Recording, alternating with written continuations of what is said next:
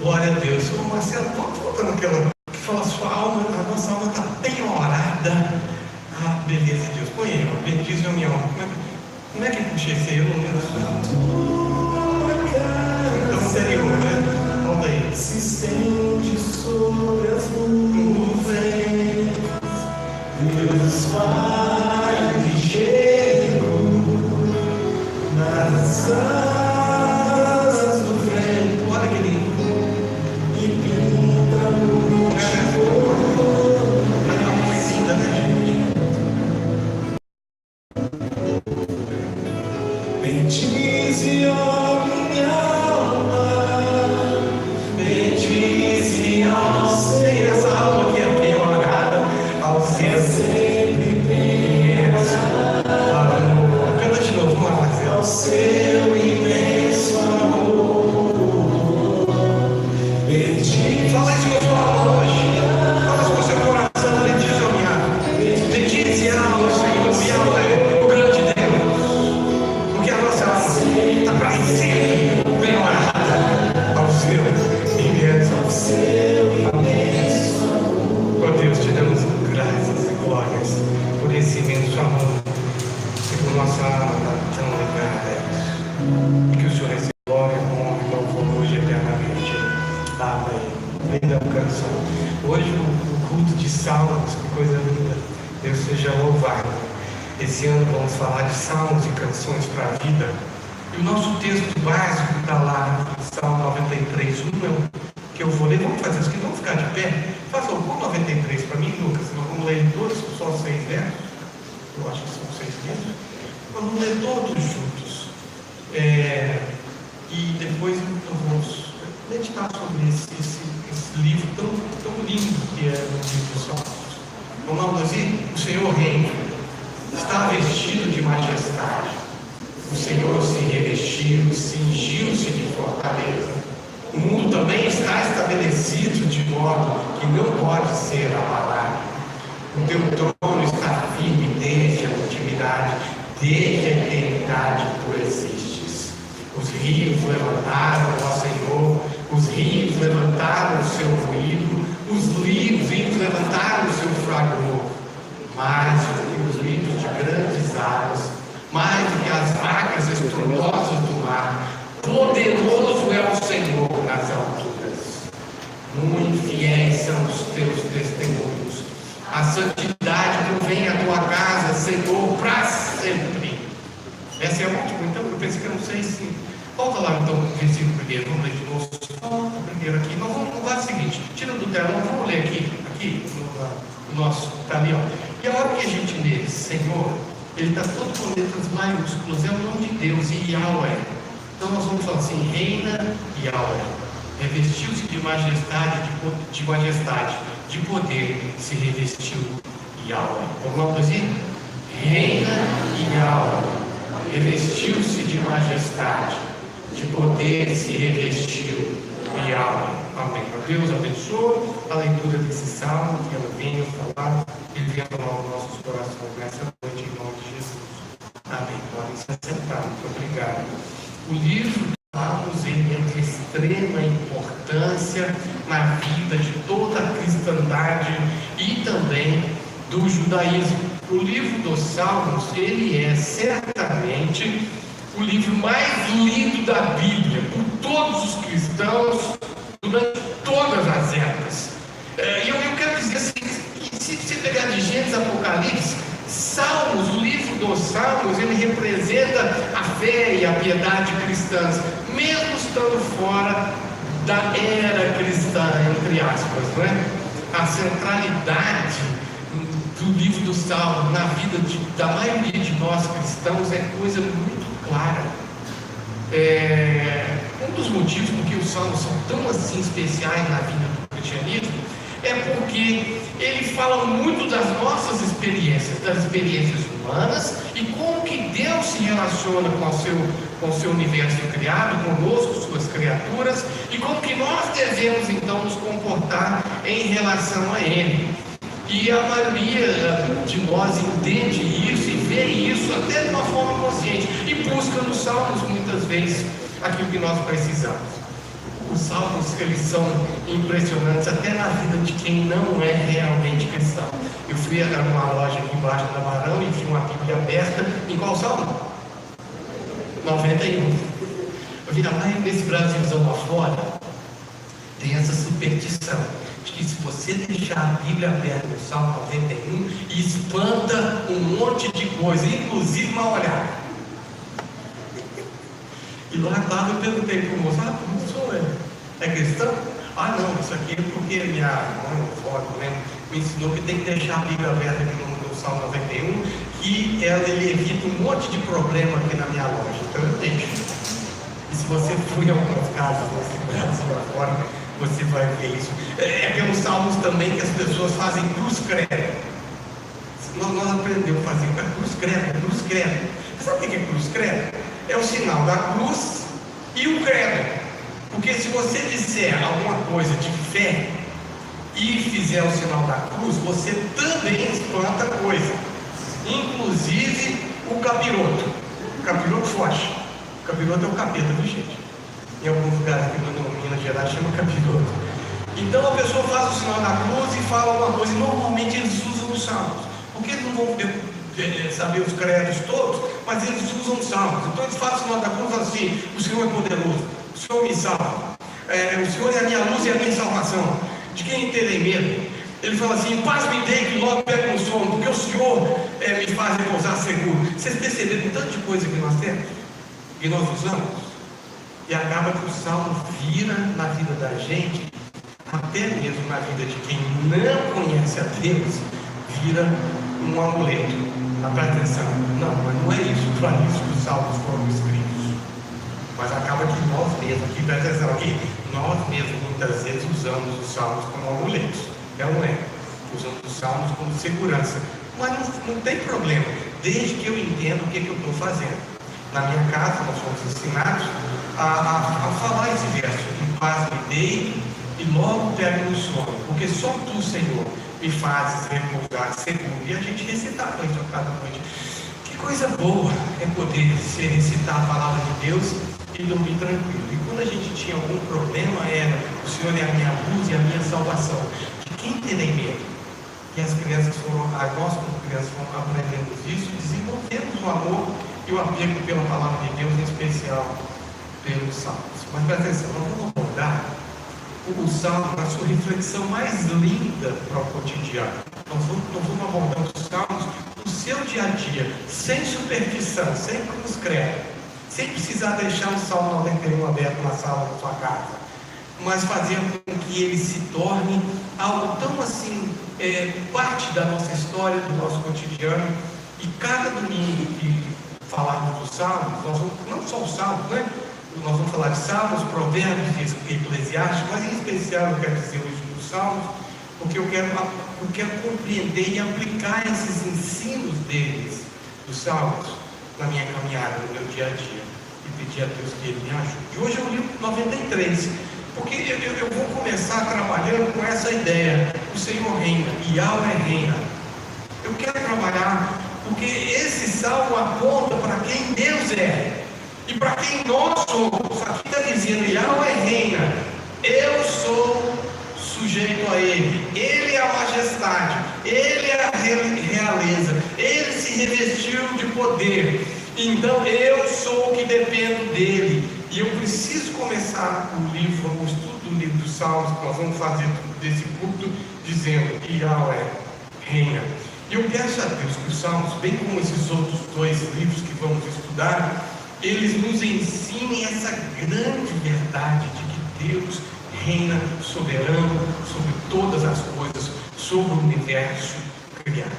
Mas antes de falar do Salmo 93, onde eu vou discordar sobre ele, eu quero falar um pouco sobre alguns dados do livro dos Salmos. Vocês têm o boletim eletrônico, a maioria de vocês recebeu. Se você está aqui, você recebeu o boletim de papel? Está ali você? Tem mais um boletim de papel? Porque tem alguém aqui, já comigo, mesmo tem boletim, Felipe? Tem algum boletim? Não? Então você já passou aqui, já veio para cá. Se você está nos visitando e não recebeu eletronicamente, pega o boletim de alguém aí, porque você recebeu eletrônico, para que você veja essas informações que eu vou falar de uma maneira bem rápida aqui. elas estão nessa pastoral que eu fiz sobre o livro dos Salmos, falando alguns detalhes de como o Salmo, esse compêndio, essa literatura tão rica foi compilada. Eu vou começar pelo título, Salmos. Na verdade, lembre-se, que o Antigo Testamento todo é escrito em hebraico e o Novo Testamento todo é escrito em grego. E aqui o texto em hebraico significa louvores. Então o livro dos Salmos, ou o livro dos louvores, e também a gente vai usar essa expressão aqui várias vezes quando for falar do livro dos Salmos, ele também é conhecido como saltério, que fala do compêndio de salmos. Então nós vamos falar do saltério, dos salmos. O título significa louvores, mas é engraçado que não é só louvor, né? Se você pensar bem, ele é um compêndio de orações e cânticos. Ele é mais do que isso, ele é uma poesia para a vida. Inclusive, olha para mim aí, Lucas, está falando no 72:20, no Salmo 72:20, olha lá, ele encerra o segundo livro, dos Salmos, e ele escreve assim, olha lá: findam aqui as orações de Davi, filho de Jessé. Então, não é só louvores, apesar do termo ter sido incorporado e ter sido dado o nome dele de louvores, ele na verdade é um compêndio de orações e louvor. Na verdade, o saltério é basicamente oração e louvor. O que nós precisamos mais do nosso time? É claro que as escrituras sagradas, como um todo, de Gênesis e Apocalipse, nos enchem, mas o livro dos Salmos, ele tem o objetivo, a função dele é que nós aprendamos a louvar a Deus e a orar. É uma compilação de vários salmos, de poemas sobre Deus e a nossa realidade humana. É isso que embeleza o livro dos Salmos. Na verdade, no saltério, nos Salmos, a nossa fé conversa com Deus. Olha que coisa linda, pela oração.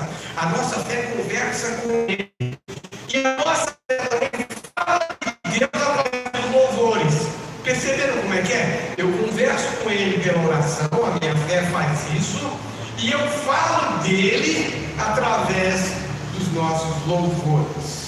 As salmos até são tão didáticos, tão pedagógicos também, que fazem isso de uma maneira quase que nós não percebemos. Por exemplo, o Salmo 119, que é o maior salmo da Bíblia, o maior capítulo da Bíblia, podemos dizer assim. Aqui, por favor, os salmos não são chamados de capítulo. Vamos abrir no capítulo 100 dos salmos. Não. A gente fala assim, vamos abrir no Salmo 100.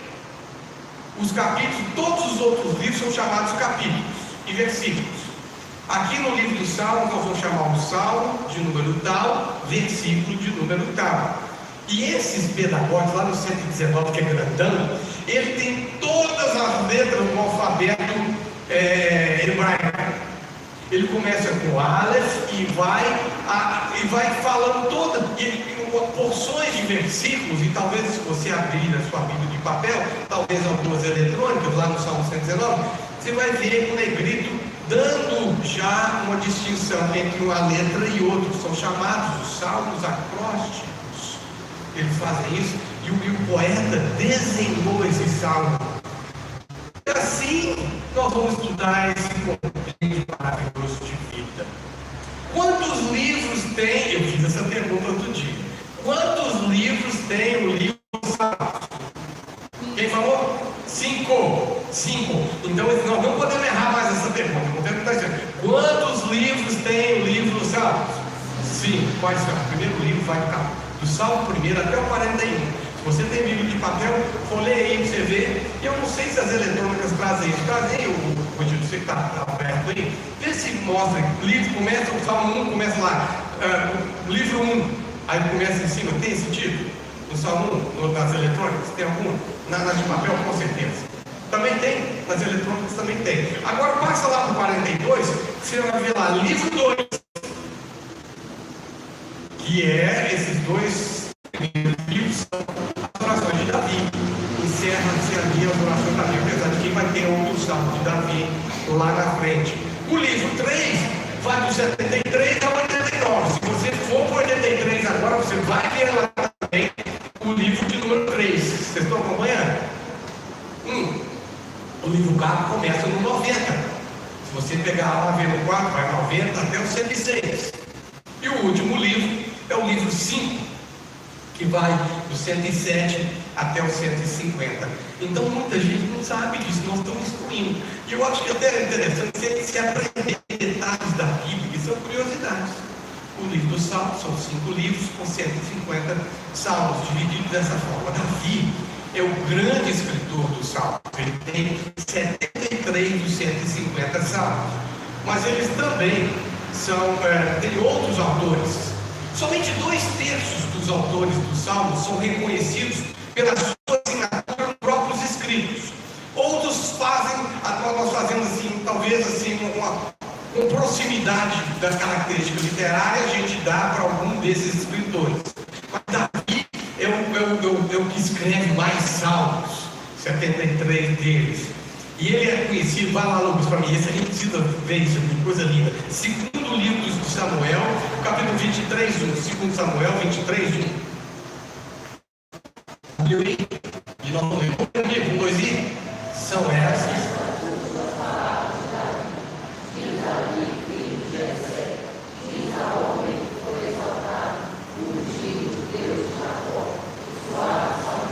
Não, aqui, vamos ler de novo, vocês estão muito fraquinhos hoje. Por favor, vamos participar do culto. Vamos lá? São essas.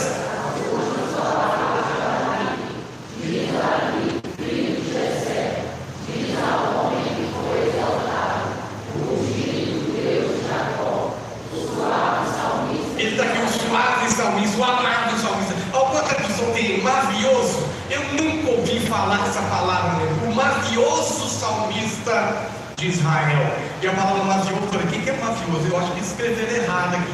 Aí eu fui saber o que é mavioso. É o suave, é o amável, é o doce salmista de Israel. Os filhos de Coré, que são aqueles. Oi, está mavioso. Os filhos de Coré também escreveram 11 dos salmos, 11 dos 150. Asaf, que é muito bem que cuidava dos cânticos do templo, escreveu 12 salmos. O rei Salomão tem 2 salmos do rei Salomão no livro dos salmos.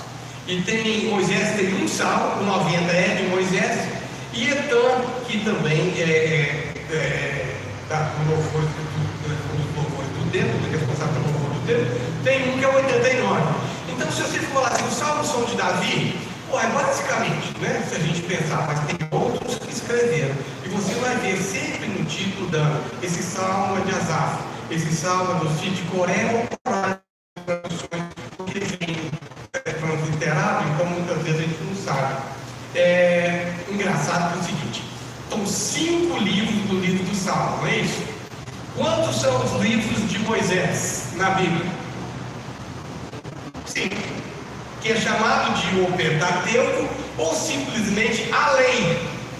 E o livro dos Salmos queria imitar então os 5 livros de Moisés e estruturalmente fizeram com que os 150 livros fossem divididos para 5 livros de uma maneira que ele parecesse então com a lei ou com o Pentateuco. São coisas que a gente pensa assim, como que Deus fez isso de uma maneira tão linda. Eu queria rapidamente passar por essas informações, mas aqui que tipo de salmo que nós temos. Se você folhear os salmos, tem lá salmos de oração da pessoa que pede a Deus, clama por salvação. É a pessoa que pede. Mas tem também muitos salmos que é a igreja, a congregação que pede. Tem alguns salmos que são de louvor do indivíduo, da pessoa. Eu louvo a Deus. Mas há vários outros salmos também que a congregação, que a igreja louva a Deus. Tem salmos de confissão, e um deles é um salmo muito lindo que nós cantamos hoje, que é o 51. Tem os hinos que ele tem, os hinos a Deus, que celebram o reino de Deus, que celebram a majestade de Deus. Cantamos alguns também nessa noite. Tem algumas canções que são especificamente para Sião, ou seja, para Israel, para o povo escolhido de Deus. Nós temos que lembrar que a nossa tradição é judaico-cristã, e isso nós não temos jeito. Nós temos que incorporar na nossa vida o Antigo Testamento. Nota de rodapé. Por que a gente fala Antigo Testamento? Vocês aprenderam a falar o quê? Velho Testamento, não foi? E por causa de um processo de que as pessoas, isso no final da década de 80, as pessoas começaram a falar assim: vamos parar de ler o Velho Testamento porque ele é velho. E de fato pararam. Então os estudiosos começaram a perceber que o povo parou de ler porque ele se tornou velho. Aí o povo falou assim: uma coisa velha não tem valor, mas uma coisa antiga tem. Então mudou-se uma questão de semântica mesmo, de estrutura da língua, mudou-se para o Antigo Testamento, adivinha? O povo voltou a ler o Antigo Testamento. Então nós temos que entender que os estudiosos da neurociência, eles percebem que nós comportamos muitas vezes com o que vemos e reagimos a isso. Então, por favor, quando você for falar, não fale Velho Testamento, fale ao Antigo Testamento. E ele se tornou então valioso por isso.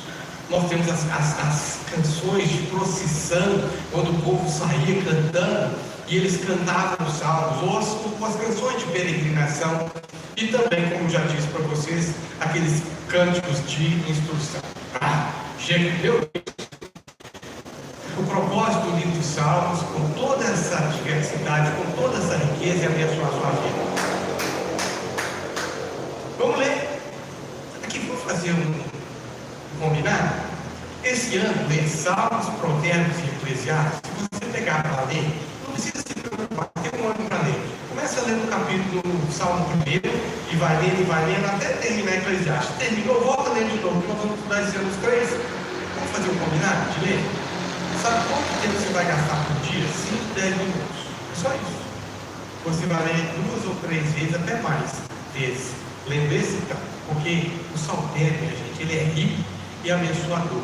E a teologia que ele traz, de trás dos salmos, é também rica e abençoadora. A teologia dos salmos é diferente um pouco da teologia que a gente entende por aí. Primeiro, ela promove uma fórmula de louvor e exaltação a Deus que é muito bonita. É uma combustão de louvor. Bom! Eu louvo a Deus, porque minha alma está penhorada. Ela é linda aquela música. Minha alma está penhorada, esse eterno amor. Ela também ela tem um aspecto confessional, ou seja, ela informa alguns detalhes da divindade de Deus em relação a nós, sua criação. Então o Senhor reina, revestiu-se de majestade, de poder se revestiu o Senhor. E ele fala assim: Ele é o que reina sobre a sua criação. Olha que coisa linda. E por último aqui eu quero falar do Salmo seguinte, que ele é essencialmente prática, a teologia do Salmo, essencialmente prática. Por isso leia. Voltando aqui para o Salmo, eu quero falar com vocês de como que é linda essa expressão de que Yahweh reina. Porque no 93 revela a grandeza, a graça, a misericórdia, o amor de Deus, a bondade de Deus, que são transcendentes, chegam até nós, alcançam a nossa vida. Então, para mim, Deus não é um Deus distante. Deus é um Deus que decidiu tabernacular conosco. O que é isso? Tabernacular. Vem de tabernáculo. É aquilo onde Deus vinha e fazia morada. E Deus resolveu fazer morada em mim e em você. E isso aqui é a transcendência de Deus que faz com que a graça, a misericórdia, a grandeza, o amor e a bondade dele alcancem as nossas vidas. Esse é o conceito mais difundido no livro dos Salmos. Eu diria, não só no livro dos Salmos, mas também em todas as escrituras sagradas. O livro dos Salmos fornece a todos nós os seus leitores. Aqui, cristãos ou não cristãos, não me interessa. Quem lê a Bíblia Sagrada, quem lê os Salmos em especial, ele dá a essa pessoa uma perspectiva fundamental que nós precisamos ter em relação a Deus, quem Deus é e quem nós somos. Toda a criação, todos os eventos da natureza e na história, no futuro, presente e futuro, ele está dizendo que Deus reina. E toda a nossa vida precisa ser sintonizada, presta atenção, toda a nossa vida precisa ser sintonizada com essa perspectiva de que Deus reina. Deus reina, mesmo que as coisas pareçam um pouco fora do controle. Nós vimos agora, essa semana, cenas que nos chocaram, alguns recebendo, inclusive, o vídeo que aqueles sujeitos malucos lá dos Estados Unidos entraram numa mesquita muçulmana e alguns viram essa atrocidade acontecida. Deus perdeu o controle? Nós estamos vendo aqui mesmo, no Brasil, lá em Suzano, a situação. Deus perdeu o controle? Nós estamos vivendo um luto de Brumadinho. Deus perdeu o controle?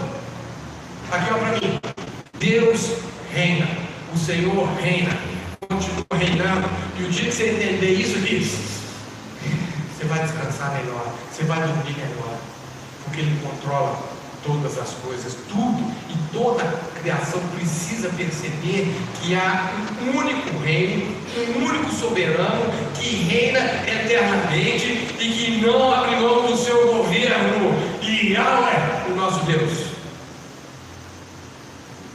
inclusive sobre os seus erros.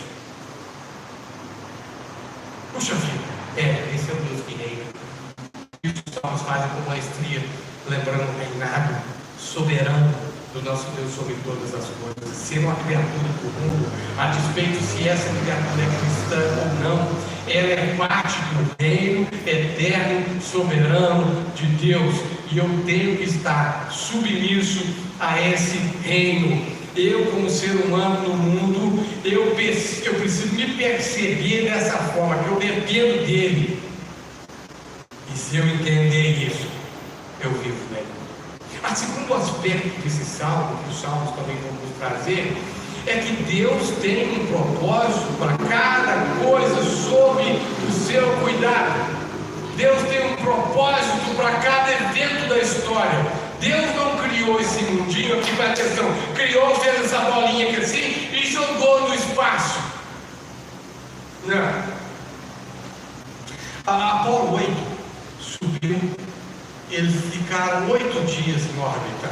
Foram até Apolo 8 ficou na órbita 8 dias. Me ajuda aí. É isso mesmo. Já fizeram sinal para mim lá. Eu estou com essa informação. E a foto do nosso planetinha foi tirada. Os caras falaram assim: vamos dar uma olhada no planetinha Terra. E foi tirada. E eles usaram a expressão apagado ponto pendurado no espaço. Pale dot in the dark space. É um pontinho de nada. Deus pegou essa terrinha e jogou lá. E olhar aquela foto precisa me levar na perspectiva de quem eu sou e de quem Ele é. Um pontinho obscuro no espaço denso dele. É isso que nós somos. E você acha que é o centro do universo? Você acha que os seus problemas são os únicos que acontecem? Você acha que sua vida é a mais importante de todas as vidas? Você precisa repensar. Porque de fato Deus falou que a sua vida é mais importante para Ele, tão importante para Ele, que Ele mandou seu filho para morrer por você. Ponto. Mas eu preciso que você tire essa perspectiva de egocentrismo, de achar que você é o centro do universo e que suas dores são as dores do universo. E colocar uma perspectiva de que Deus reina. E Ele tem tudo sob o controle.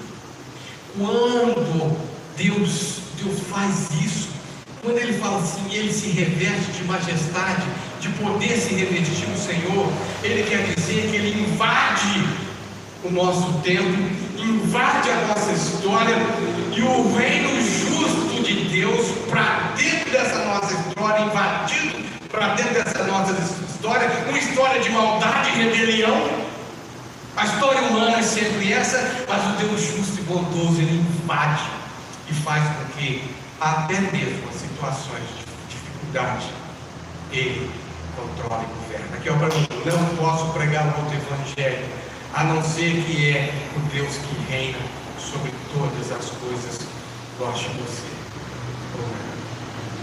Essa verdade nós conhecemos, até de fato, até mais claro percebendo isso, até por causa que hoje nós temos o Novo Testamento. Mas, pelo Antigo Testamento, se lermos e estudarmos como vamos fazer os Salmos, por exemplo, nós vamos perceber como que Deus soberanamente dirige cada evento de nossa história. Deus não pegou, como eu falei, embolou essa terrinha, jogou no espaço, deixou ele pendurado no espaço e falou assim: agora o problema é seu. Né? Deus criou, Deus sustenta e governa esse planeta, mesmo com toda a maldade, com toda a rebelião do ser humano. Deus ainda continua governando cada planeta. E olhe bem para a sua vida, olhe bem para a sua vida e alinhe a sua vida com esse conceito, para você viver em paz. Apesar de toda a maldade, orgulho e pecado humano generalizado, minha gente, generalizado, ao final, porque Ele reina, o empreendimento divino de fazer as pazes com a humanidade triunfará. Deus triunfará. Deus triunfará, porque Ele reina. Apesar de essas aparentes percepções nossas de que as coisas perderam o sentido e o rumo, o reino justo e pacífico de Deus chegará à sua plena realização um dia nesse planetinha, nesse escuro ponto, na densa imensidão do espaço negro.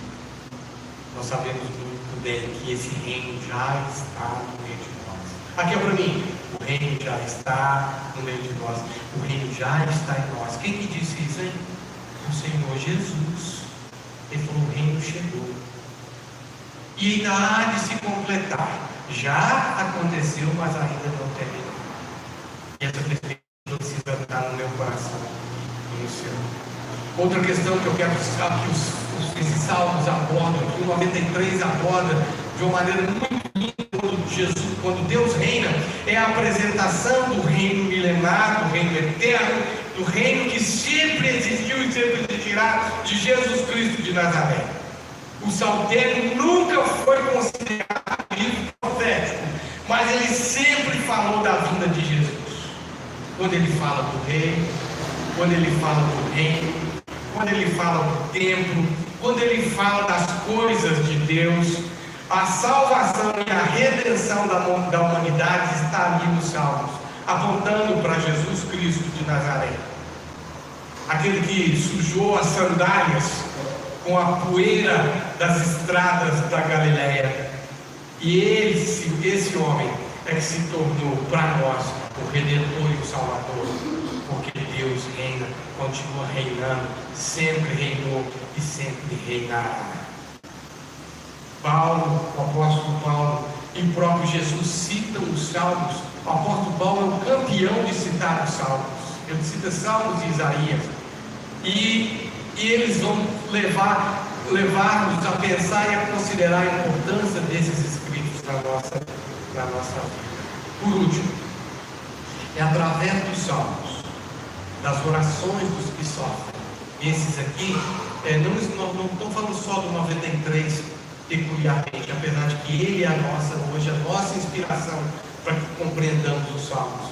Através dos Salmos de orações, daqueles que sofrem e passam por dificuldades, sofredores justos, é através desses Salmos que Deus vai ouvir a nossa voz também, porque esses Salmos dão ouvidos à voz do sofrimento daqueles servos de Deus que vivem num mundo hostil, cheio de maldade, onde o maligno ainda tem o seu poder sobre ele, isso em todos os tempos.